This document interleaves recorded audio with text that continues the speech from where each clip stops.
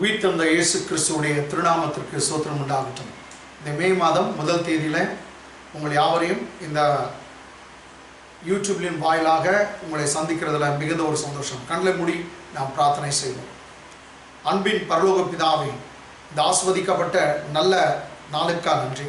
கடந்த 4 மாதம் அளவும் எங்களை கண்ணின் கண்மணி போல காப்பாற்றினீரே, எங்களை போஷித்தீரே, எங்களை உடுத்துவித்தீரே, எங்களை நடத்தினீரே. உமக்கு நன்றி அப்பா. Thank you for protecting all the 4 months of Father. Thank you for all the grace that you bestowed upon us, even till the month of April of Father. We commit this 5th month, May month, into your mighty hand. Thank you, Daddy, for protecting us throughout this month of Father. உம்முடைய கிருபையினால வரப்போகிற மாதங்களை எங்களை காப்பாற்ற போறதுக்காக நன்றி, பாதுகாக்கிறதுக்காக நன்றி, உன் கிருபை எங்கள் மேல இருக்கிறதுக்காக நன்றி. வாக்குத்தத்த செய்தி எங்களுக்கு தாரும், எங்களோடு பேசும். இயேசுவின் நாமத்தில் பிதாவே, ஆமென், ஆமென். நமக்கு இந்த நாள்ல தேவனாகிய கர்த்தருடைய வாக்குத்தத்த செய்தி நியாயாதிபதிகள் புஸ்தகம் 6ஆம் அதிகாரத்திலிருந்து நாம் பெற இருக்கிறோம். சரிங்க, 6ஆம் அதிகாரம் 1ஆம் வசனம், 6:1. பின்னும் இஸ்ரவேல் புத்திரர் கர்த்தரின் பார்வைக்கு பொல்லாப்பானதை செய்தார்கள். அப்பொழுது கர்த்தர் அவர்களை 7 வருஷம் மீதியானியரின் கையில் ஒப்புக் கொடுத்தார். இங்கிலீஷை பார்க்கலாம். And the children of Israel did evil in the sight of the Lord. So the Lord delivered them into the hand of Midian for 7 years. Into the hands of the Midianites or Midians for 7 years. எனக்கு அன்பானவர்களே, இந்த ஸ்டோரியில் நீங்க பார்க்குறீங்க, இஸ்ரவேல் ஜனங்க கர்த்தருடைய பார்வைக்கு பொல்லாப்பானதை செய்தார்கள். They did evil in the sight of God. So God gave them and delivered them up into the hands of the Midianites for 7 years. 7 வருஷம் கர்த்தர் பொல்லாப்பு செய்த இஸ்ரவேல் ஜனங்களை மீதியானுடைய கையில ஒப்பு கொடுத்தார் அப்படின்னு சொல்லப்படுது. இது முதல் வசனம். 2ஆம் வசனம் பாருங்க. மீதியானியரின் கை இஸ்ரவேலின் மேல் பலத்து கொண்டபடியால், விரோதிகள் மீதியானியருடைய கை இஸ்ரவேலின் மேல் பலத்து கொண்டபடியால், இஸ்ரவேல் புத்திரர் மீதியானியர் நிமித்தம் தங்களுக்கு மலைகளில் உள்ள கெபிகளையும் குகைகளையும் அரணான ஸ்தலங்களையும் அடைக்கலமாக்கி கொண்டார்கள் என்ற காட்டிலும் ஒளிந்து கொண்டார்கள் என்று நாம் சொல்ல, ஒளித்து கொண்டார்கள். இங்கிலீஷை படிக்கலாம். On the hand of Midian, on the hand of the Midian prevailed against Israel because of the Midianites. The children of Israel made for themselves the dens, the caves and strongholds which are in the mountain. They hide themselves in caves and dens and strongholds they made in mountains. அவங்க ஒளித்து கொண்டார்கள். இது நமக்கு இந்த நாட்களில் இருக்கிற நமக்கு கரெக்டா இருக்குது, சரியா இருக்குன்னு நான் நினைக்கிறேன். ஏன்னா நாம் கூட ஏதோ ஒண்ணுக்காக ஒளிந்து கொண்டு இருக்கிறோம். தேசமே ஒளித்து எல்லாம் உள்ளே இருங்க, வீட்டை விட்டு வெளியே வராதுங்க அப்படின்னு சொல்ற மாதிரி இந்த இடத்துல இஸ்ரவேல் ஜனங்க மீதியானருக்காக பயந்து ஒளித்து கொண்டு இருக்கிறார்கள். இதுதான். சரிங்க, 3ஆம் வசனம். இஸ்ரவேலர் விதை விதைத்திருக்கும் போது மீதியானியரும் அமலேக்கியரும் கிழக்கத்தி புத்திரரும் அவர்களுக்கு விரோதமாய் எழும்பி வந்து என்ன செய்வார்கள்? அவர்களுக்கு எதிரே பாளையம் இறங்கி காசாவின் எல்லை மட்டும் நிலத்தின் விளைச்சலை கெடுத்து, பாருங்க, நிலத்தின் விளைச்சலை கெடுத்து இஸ்ரவேலிலே ஆகாரத்தை ஆகிலும் ஆடு மாடுகள் கழுதைகளை ஆகிலும் வைக்காதே போவார்கள். ஆடு மாடு இல்ல, கழுதைகள் எல்லாம் திருடி கொண்டு போய் விட்டார்களா, விளைச்சல் கூட இல்ல. பெரிய பஞ்சத்தை இஸ்ரவேல் ஜனங்க சந்திக்கிறார்கள். இங்கிலீஷ்ல பார்க்கலாம். 3rd and 4th verse. So it was whenever Israel had sown, Midianites would come up. The Midianite would come up. Also Amalekites. And the people of the east would come against them. And the people of the east would come up against them. then they would encamp against them. They would encamp against them And destroy the produce of the earth. And destroy the produce of the earth As far as Gaza. as far as Gaza.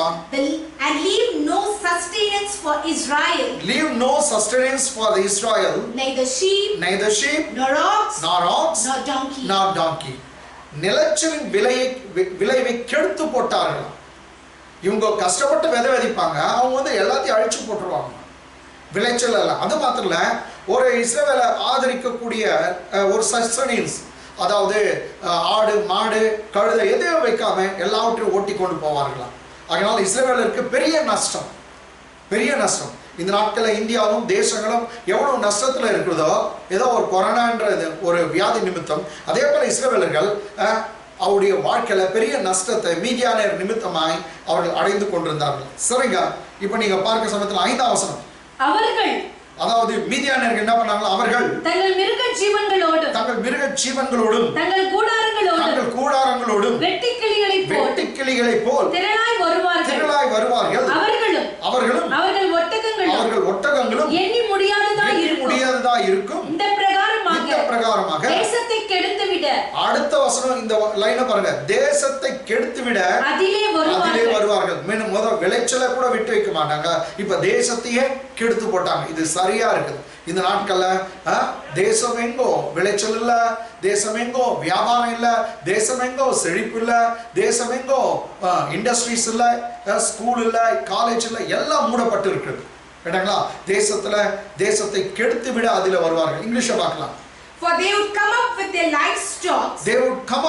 livestock. And their tents. Coming in as numerous as locusts. Both they had their camels without number. Even they had camels without number. And they would enter the land to destroy it.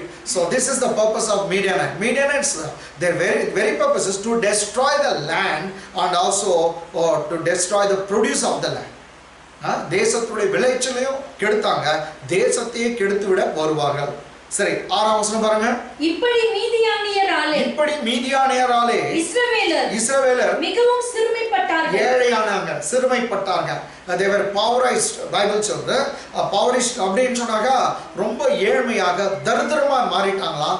எந்த வீட்டிலும் பணம் இல்லை, எந்த வீட்டிலும் சாப்பாடு இல்லை, எந்த வீட்டிலும் ஆகாரம் இல்லாத அளவுக்கு சிறுமைப்பட்டார்கள், ஏழ்மையானார்கள். அப்பொழுது இஸ்ரவேல் புத்திரர் கர்த்தரை நோக்கி முறையிட்டார்கள். ரொம்ப நல்ல வேலை பண்ணாங்க. அப்பொழுது இஸ்ரவேல் புத்திரர் கர்த்தரை நோக்கி முறையிட்டார்கள். 6ஆம் வசனம் இங்கிலீஷ்ல. So Israel was greatly impoverished. And Israel were greatly impoverished because of the Midianites. The Israelites were greatly impoverished because of the Israelites. And the children of Israel cried out unto the Lord. They did a very good thing. When they were under poverty, when they were afflicted, that is the time they cried out unto the Lord. They did a good job. Amen. நல்ல வேலை செய்தாங்க.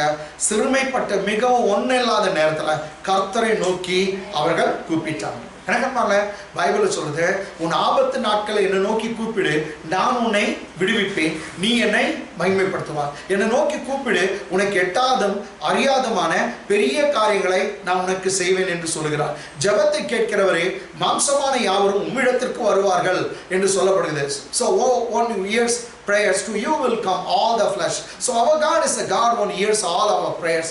Therefore fear not. It is a very good job. They cried out unto the Lord of Israel. இஸ்ரவேலின் தேவனை நோக்கி முறையிட்டாங்க. இதுதான் நம்ம பார்க்கிறோம்.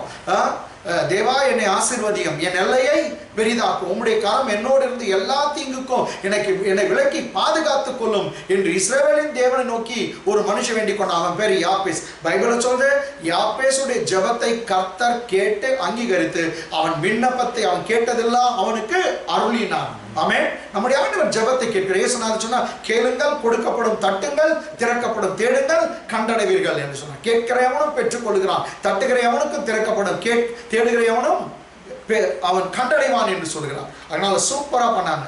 இப்ப பாருங்க, கர்த்தர் ஒரு மனுஷனை கர்த்தர் தயார் பண்றார். அவங்க ஒரு கடவுளுக்கு ஒரு மனுஷன் போதும். உன்னை கொண்டு ரொம்ப பேரை வேணாம், உன் ஒருவனை கொண்டு கர்த்தர் எதையும் செய்ய முடியும். நீயும் ஆண்டவரும் சேர்ந்தா அது மைனாரிட்டி இல்ல, அது மெஜாரிட்டி. நீ ஒருத்தி போதும், நீ ஒருத்த போதும்னு கர்த்தர் சொல்லுகிறார். ஒரே ஒரு மனுஷனை கர்த்தர் பிடிச்சா பாருங்க, ரொம்ப சூப்பரா இருக்குது. 11ஆம் வசனம் 11th verse. அதற்கு பின்பு கர்த்தருடைய தூதனானவர் வந்து பாருங்க, தூதன் சொல்ல தூதன் ஆனவர், அது ஆஃபன் டைம் வந்து இது ஓல்ட் டெஸ்டமென்ட்ல எப்ப தூதனானவர் வருதோ ஜீசஸ் தான் அங்க அப்பியர் ஆயிருக்கிறார். இயேசு கிறிஸ்து தான் காட்சியளிக்கிறார். This is the incarnation of Jesus Christ before he came into this world as a man. Amen. So incarnate of Jesus, இயேசு கிறிஸ்துவுடைய அவதாரம், அவர்தான் அங்க வருகிறார். அதற்கு பின்பு கர்த்தருடைய தூதனானவர் வந்து அபியஸ்திரியனாக யோவாசின் ஊராகிய ஓப்ராவில் இருக்கும் ஒரு கர்வாலி மரத்தின் கீழ் உட்கார்ந்தார். Praise God. Jesus அந்த இடத்துல ஒரு கர்வாலி மரத்தின் கீழ் உட்கார்ந்தார். அப்பொழுது அவனுடைய குமாரன் கிதியோன் கோதுமையை மீதியானியரின் கைக்கு தப்புவிப்பதற்காக ஆலைக்கு சமீபமாய் அதை போரடித்துக் கொண்டிருக்கான். எங்கன்னா ஆலைக்கு சமீபமா என்று சொல்லப்படுது. இங்கிலீஷ்ல படிச்சு கொஞ்சம் எக்ஸ்பிளைன் பண்றாங்க. Now the angel of the Lord came and sat under the terebinth tree. Now the angel of the Lord came and sat under the terebinth tree, which was in Ophrah, which belonged to Joash the Abiezrite, while his son Gideon threshed wheat in the winepress, or beat up the wheat in the winepress, in order to hide it from the Midianites. In order to safeguard it, in order to hide it from the hands of the Midianites. இங்க ரொம்ப நல்லா இருக்குது. தமிழ்ல பாருங்க, அவருடைய குமாரனாகிய கிதியோன் கோதுமையை படிங்க. 11 5வது லைன் 11 அப்பொழுது அவனுடைய குமாரன் கிதியோன் கோதுமையை மீதியானியரின் கைக்கு தப்புவிப்பதற்காக ஆலைக்கு சமீபமாய் அதை போரடித்தான். சரி, எப்போ இந்த போரடிக்கிறது வந்து போரடிக்கிற களத்துல தான் செய்வாங்க. The threshing work will be done in threshing field, not in wine press.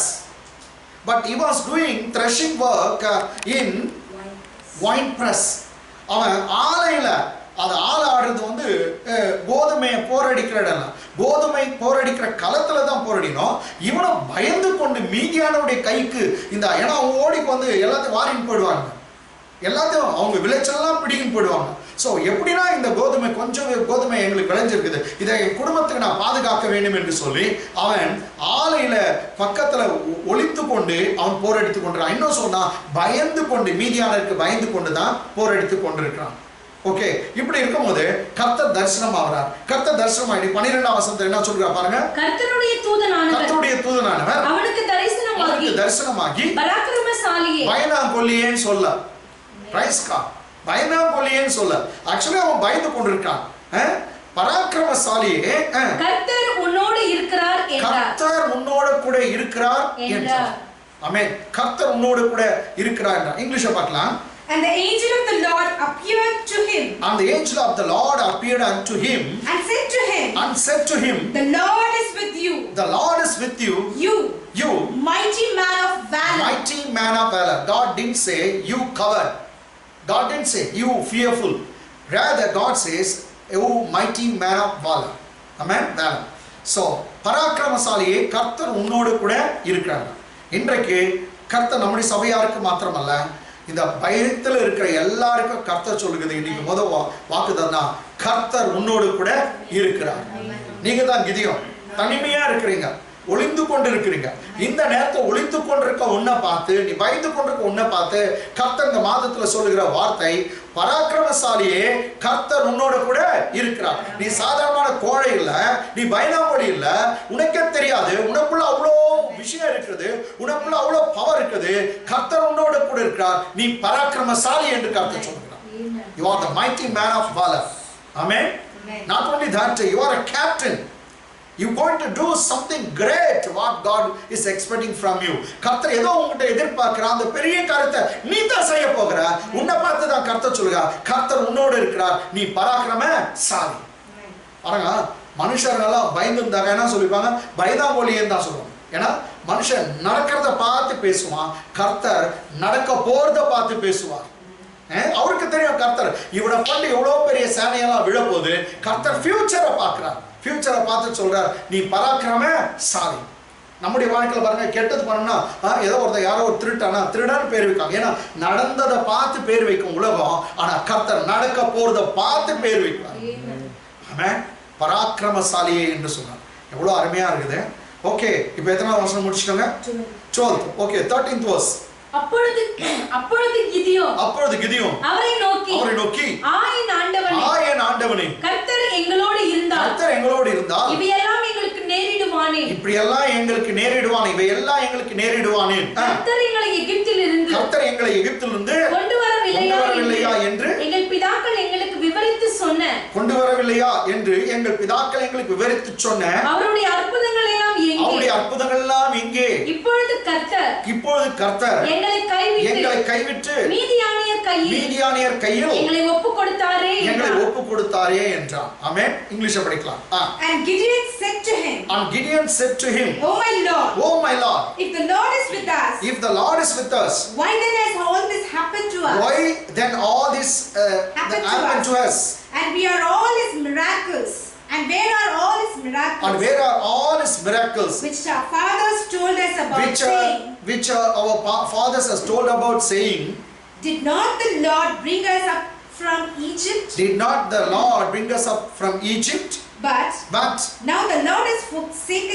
But now the Lord has forsaken us. And delivered us into the hands of these Midianites. Amen. This is wrong conception of Gideon. தப்பா புரிஞ்சுக்கிறான். அவன் மெய்யாவே இந்த வசனம் 13ஆம் வசனம் பிரகாரமா கர்த்தர் கைவிட்டார்னு சொல்றான். கர்த்தர் கிட்ட next கர்த்தர் எங்களை மீதியானியர் கையில ஒப்பு கொடுத்தார். முன்னாடி கர்த்தர் செய்த அற்புதம் எல்லாம் எங்க போச்சு அப்படின்னா, அப்போ அவன் மனசளவுல மெய்யாவே சோர்ந்து விட்டு இருக்கான். இன்றைக்கு ஒரு சமயம் போன மாதம்லாம் சம்பளம் இல்லை, எங்களுக்கு பணம் இல்லை, இல்லாவிட்டால் கண்ணீரோடு இருக்கிறோம், ஒளித்து கொண்டு இருக்கோம்னு சொல்லி நீங்க மனசு விட்டு இருக்கலாம். ஒரு சிலர் கர்த்தர் எங்கே என்ற கேள்வியில கூட இருக்கலாம். இல்ல, பயப்படாதீங்க. அவங்க அப்படிப்பட்ட நிலைமையில தான் கர்த்தர் சொன்னார், பராக்கிரமசாலியே கர்த்தர் உன்னோடு கூட இருக்கிறார் என்று சொன்னார். கர்த்தர் உங்களை கைவிடலைங்க. அதாவது பைபிள் பொய் சொல்ல மனுஷன் அவர் அல்ல. கர்த்தர் பொய் சொல்ல மனுஷன் அல்ல. மனமாறிட ஒரு மனுபுத்திரனும் அல்ல. God is not a man that he should lie, neither a son of man that he should repent. As he said, will he not do it? Amen. அவர் சொன்ன மாதிரி செய்ய மாட்டார், நிச்சயமாக செய்வார். பராக்கிரமசாலியே அப்படின்னு தான் கர்த்தர் சொன்னார். சரி, 14ஆம் வசனம் பாருங்க. அப்பொழுது கர்த்தர் அவனை நோக்கி பார்த்து, உனக்கு இருக்கிற இந்த பலத்தோட இந்த மாதத்துல நுழை. நீ இஸ்ரவேலை மீதியானியரின் கைக்கு நீங்களாக்கி நீதான் ரட்சிப்பாய். உன்னை அனுப்புகிறவர் நான் அல்லவா என்றார். ஆமென். கர்த்தர் சொல்றார், நான் உன்னை அனுப்புகிறது. ஆமென். 14ஆம் வசனம் இங்கிலீஷ்ல பார்க்கலாங்க. Then the Lord turned to him and said, Go in this might of yours, and you shall save Israel from the hand of the Midianites. Have I not sent you? கர்த்தர் இன்னைக்கு எல்லாருக்கும் வாக்கு கொடுக்கிறார். உனக்கு இருக்கிற இந்த பலத்தோட போ. போன மாசம் பணம் இல்லை ஆண்டவரே, ஒன்றும் இல்லை, எங்ககிட்ட சக்தி இல்லை, திறமை இல்லை, ஒன்றும் இல்லை, பணம் இல்லை, காசு ரேஷன் இல்லைன்னு சொல்லலாம். இப்போ என்ன இருக்குது? அதோட இந்த மாதத்துல நுழை. உன்னோட நான் இருக்கிறேன். இந்த மாதத்தை அற்புதமா உனக்கு நடத்தி தரேன். கர்த்தர் சொல்றார், நீ ஒருவனை கொண்டு மீதியானியரை நான் முறியடிப்பேன். நீ ரட்சிப்பாய், இஸ்ரவேலை மீதியானியர் கையில் ரட்சிப்பாய். எனக்கமான இந்த நாட்கள்ல உன்னுடைய ஜெபம் மிக பிரயோசனம் உள்ளது. ஏன் நீங்க கொரோனா நிமித்தமா லாக்டவுன்ல ஒழித்து கொண்டு இருக்கலாம், வீட்டுக்குள்ள அடங்கி இருக்கலாம். நீங்க ஜெபிக்கிற ஜெபம் அநேகரை காப்பாற்ற போகிறது, அநேகரை ரட்சிக்க போகிறது. மீதியானியர் கையிலிருந்து கர்த்தர் கிதியோன் நீ ரட்சிக்க போகிற என்று சொன்னமா உன்னை பார்த்து கர்த்தர் இன்றைக்கு சொல்கிறார், உன் ஜெபம், நீ போடுகிற சோத்திரங்க, நீ பண்ணுகிற வேண்டுதல்கள், விண்ணப்பங்கள், அது மாத்திரம் ஆராதனைகள் உன் குடும்பத்தை காப்பாற்ற போடுது, உன்னை காப்பாற்ற போடுது. எவ்வளவு பெரிய அரக்கனாக அது கொரோனா வைரஸ் இருந்தாலும் கர்த்தர் உன் ஜெபத்தின் மூலமா அநேகரை காப்பாற்ற போகிறார். நீ ஒரு ரட்சகரா, ஒரு சேவியரா நீ இருக்க போகிற. கிறிஸ்து உனக்குள்ள இருந்து கிரியை செய்ய போகிறார். ஆமென். சோ எங்க பைபிள்ல சொல்லுது, நீ இருக்கிற பலத்தோட போ. இவனுக்கு ரொம்ப பெரிய இது என்கிட்ட கொஞ்சம் தான் இருக்கு ஆண்டவரே, 5 அப்பம் 2 மீன். பயப்படாத, 5 அப்பம் 2 மீன் கொஞ்சம் தான். ஆனா கர்த்தர் கையில அது போச்சுனாக்கா அது 5000 புருஷர்களை திருப்தியாக்க முடியும். கர்த்தர் கொஞ்சத்துல இருந்து பெரியவைகளை செய்ய அவரால் முடியும். இந்த மாதம் அற்புதமாய் கர்த்தர் நடத்துவார். கொஞ்சத்தை பாருங்க, கொஞ்சம் இருக்கிற பலத்துல நீங்க போங்க, இருக்கிற பணத்தை வச்சு நுழைங்க, கர்த்தர் அற்புதம் செய்ய போகிறார். இதான் ஆண்டவர் கர்த்தராகிய தேவன் சொல்லுகிறார். பயப்படாத கிதியோன், கர்த்தர் கைவிட்டார் சொல்லாத. இந்த மாதம் நடக்கிற அற்புதத்தை பார்த்து நீங்க ஸ்தம்பித்து போக போகிற. ஆமென். 15ஆம் வசனம். அதற்கு அவன் ஆயன் ஆண்டவரே, நான் இஸ்ரவேலை எதினாலே ரட்சிப்பேன். இதோ மனாசேயில் என் குடும்பம் மிகவும் எளிது. என் தகப்பன் விட்டு நான் எல்லாரிலும் சிறியவன் என்றான். ஆமென். ரொம்ப சூப்பராகுது. என் குடும்பம் மிகவும் எளிது, ஏழப்பட்டது, சின்னவங்க. என் தகப்பன் வீட்டில் நான் எல்லாரிலும் சிறியவன் என்றான். இங்கிலீஷை பார்க்கலாம். So he said to him, so Gideon said to him, Oh my Lord, how can I save Israel? Indeed, my clan is the weakest in Manasseh. My clan is the weakest clan in the Manasseh, and I am the least in my father's house. So I'm so happy whom God has chosen here. The weaker one God has chosen in order to put to shame the stronger one of this world. இந்த உலகத்துல இருக்கிற பலவான்களை வெட்கப்படுத்த பலவீனரை கர்த்தர் தெரிந்து கொண்டார். இருக்கப்பட்டவர்களை வெட்கப்படுத்த இல்லாதவர்களை கர்த்தர் தெரிந்து கொண்டார். God has chosen the foolish people of this world in order to put to shame the wise people of this earth. ஆமென். உன்னை என்னை கர்த்தர் தெரிஞ்சுக்கணும். வீக் பீப்புள் நான் என் குடும்பம் எளிது, ஏழப்பட்டவங்களை கர்த்தர் தெரிஞ்சுக்கணும். அவன் சொல்றான், my family is the weakest clan in the clan of Manasseh. I am the least one among my father's household, he says. எங்க அப்பா வீட்டுல நான் ரொம்ப சிறியவன், எங்க அப்பா குடும்பத்துல எல்லாம் நல்லா இருக்காங்க, நாங்க ரொம்ப சின்னவங்க. உங்களை தான் கர்த்தர் தெரிந்து கொண்டா. உன்னை கொண்டுதான் பெரிய காரியத்தை செய்ய போகிறா. உன்னை தான் வாழாக்காமல் தலையாக்க போகிறா, கீழாக்காமல் மேலாக போகிறீங்க. உங்களை தான் கர்த்தர் உயர்த்தி மற்றவங்க எல்லாம் என் பிள்ளைய பாருன்னு கர்த்தர் காட்ட போகிறார். Praise God. மீண்டும் கர்த்தருடைய வாக்குத்தத்தம் அவர் 16ஆம் வசனம். அதற்கு கர்த்தர் நான் உன்னோட கூட இருப்பேன். நீ சின்னவன் சொல்லாதடா, நான் இருந்தா போதும்.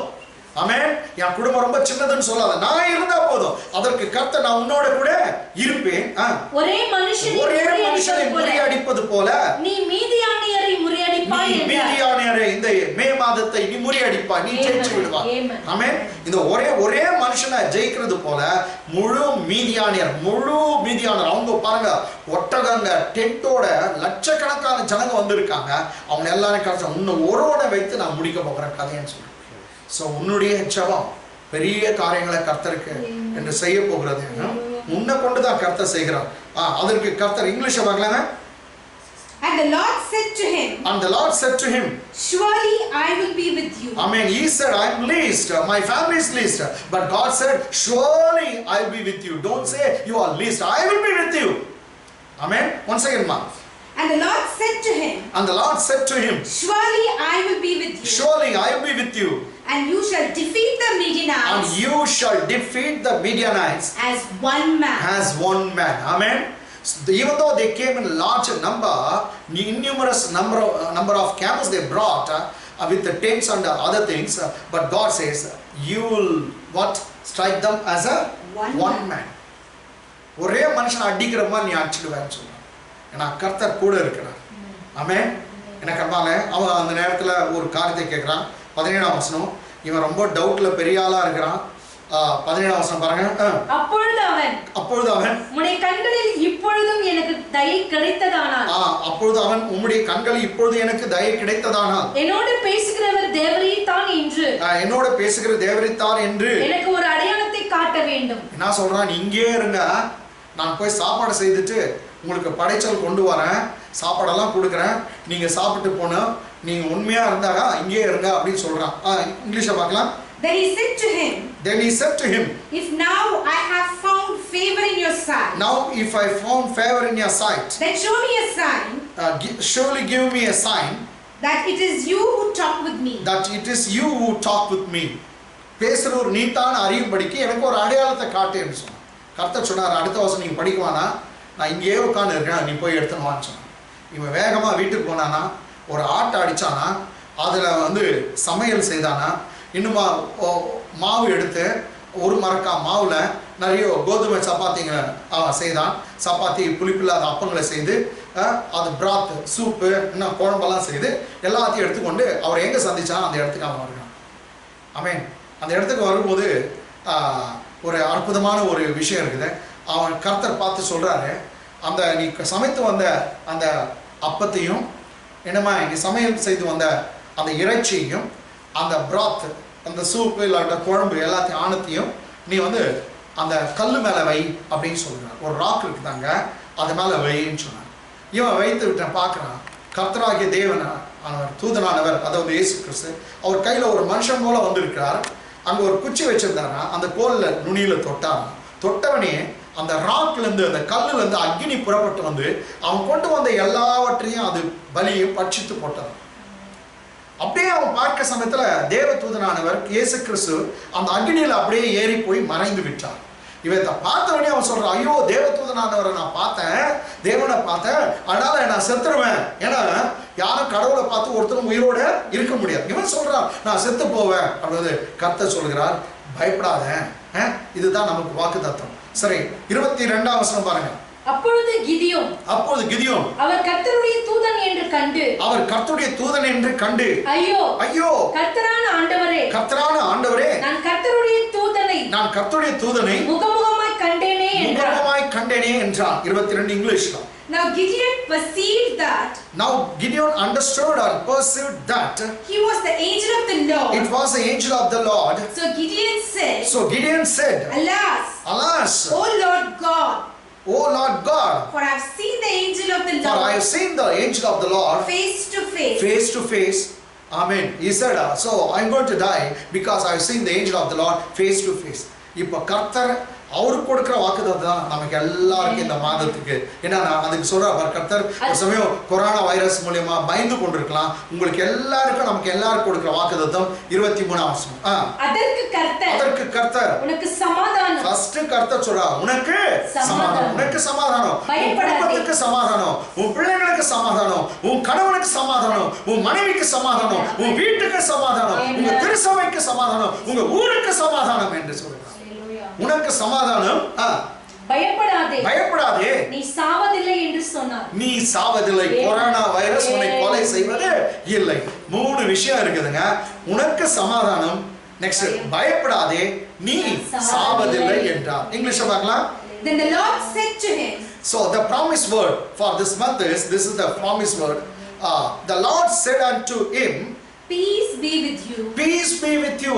This is the first promise word God proclaims to Gideon. The same promise word comes to you today, even to your family, even to your husband, even to your wife. This is the promise word. Peace be unto you, even to your wife, even to your husband, even to your children, even to your family and the colony where you live in, and to our city and to our state, even to our country.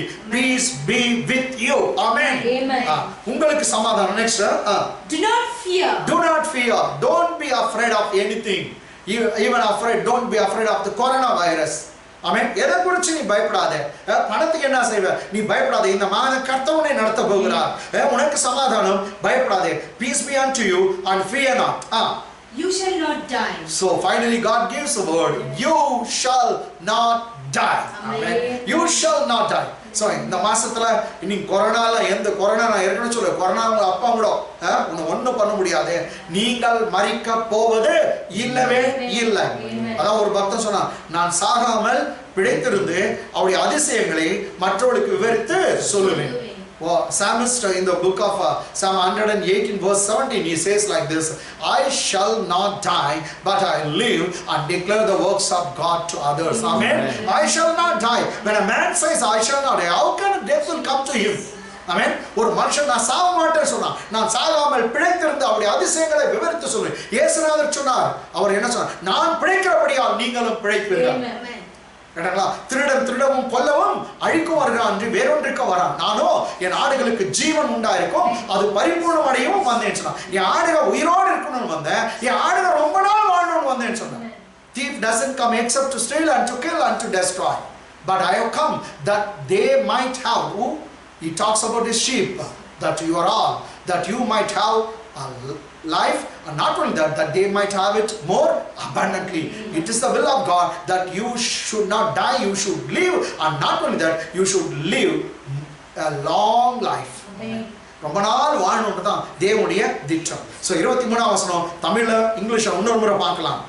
அதற்கு கர்த்தர் உனக்கு சமாதானம், பயப்படாதே, நீ சாவதில்லை என்று சொன்னார். இங்கிலீஷ்ல Then the Lord said to him, Peace be with you. Do not fear. You shall not die. Finally, அங்கே கிதியோன் 24 அங்கே கிதியோன் கர்த்தருக்கு ஒரு பலிபீடத்தை கட்டி அதற்கு யெகோவா ஷாலோம் என்று பெயரிட்டான். அதோட நிறுத்தலாம்.